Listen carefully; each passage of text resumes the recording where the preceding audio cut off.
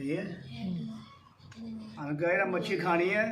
गर्मी का मौसम है जिन्हें मच्छी खानी आई जाओ गर्मी का मौसम मच्छी फड़ के जिन्हें खानी आ जाओ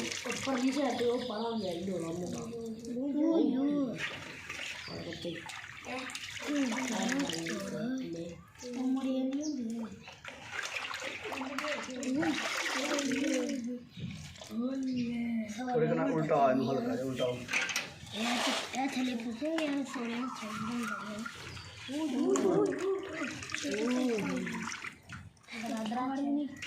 अच्छा ही तेरे तक गया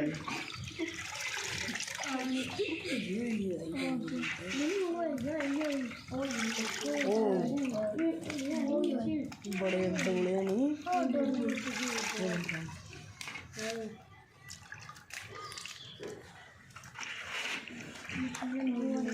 क्रीम करके बना डाबड़े को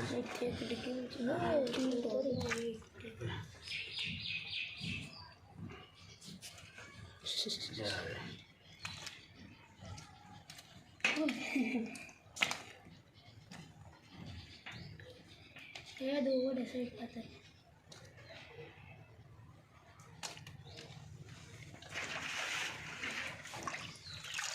ओके हैं